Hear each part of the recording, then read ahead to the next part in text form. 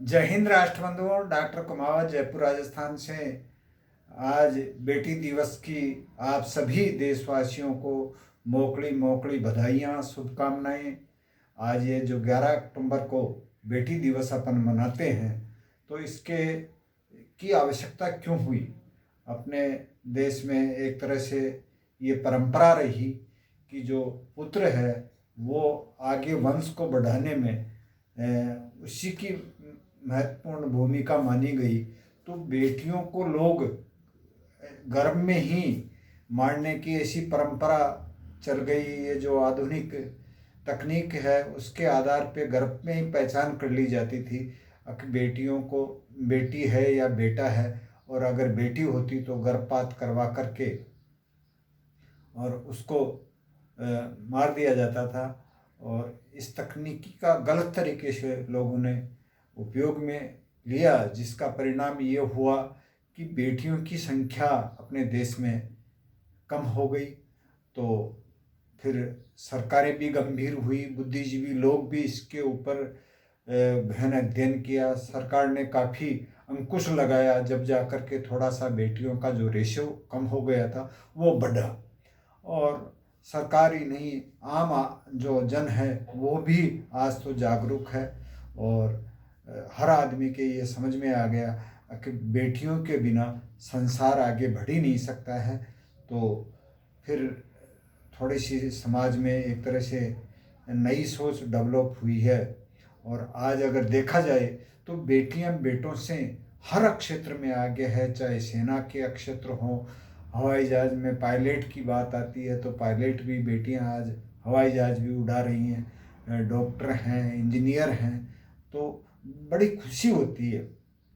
बस अपना जो भी समाज में बेटियां हैं उनको थोड़ा सा जो उनका मनोबल है उसको बढ़ाने की आज ज़रूरत है। जब बेटे और बेटियों के रिश्ते तय करें तो बुद्धिजीवी लोग जो बैठें तो रिश्तों में उनकी जो भावनाएं हैं, उनका जो अंदर का वो है कि उस बेटी की जिज्ञासा है, उसके सपने हैं, उन सपनों के अकॉर्डिंग रिश्ते तय करवाएं। अगर आपके बेटी नहीं भी है और आप अगर किसी बेटी का रिश्ता तय करवा रहे हैं, तो अगर आपने उसके सपनों के अकॉर्डिंग और उसकी सोच के आधार पे, सोच को आधार बना करके और उसका घर बसा दिया, तो वो भी आपको एक तरह से वो बेटी है आपकी। और ऐसे जो लोग काम कर रहे हैं उनकी हजारों बेटियां हो जाती हैं, और वो बेटियां पूरे जीवन उनको दुआ देती हैं।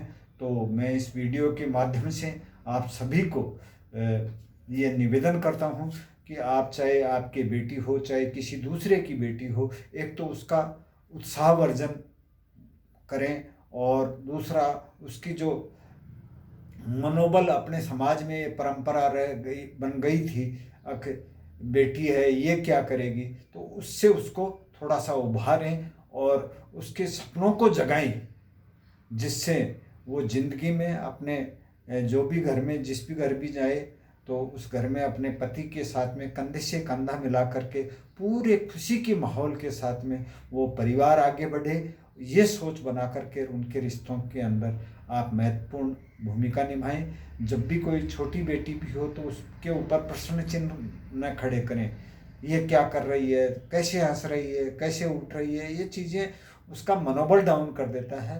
तो आप जिस तरह से बेटों की परवरिश करते हैं उसी तरह से बेटियों की भी परवरिश करें, जिससे अपने देश में एक नई ऊर्जा का संचार हो, नया देश बने। परिवार भी अगर जो आगे बढ़ेंगे तो उसमें जो पहली गुरु होती है किसी भी परिवार की, वो उसकी माँ होती है। बेटी आज बेटी है, वो कल माँ बनेगी, तो उस नए परिवार का उसके ऊपर पूरा जिम्मेदारी आ जाएगी, और उस जिम्मेदारी को निभा सकें तो उसका शुरू से ही अपन बेटी का उत्साहवर्धन करेंगे तो बेटों से काफ़ी आगे बढ़ सकती है। जय हिंद, जय भारत।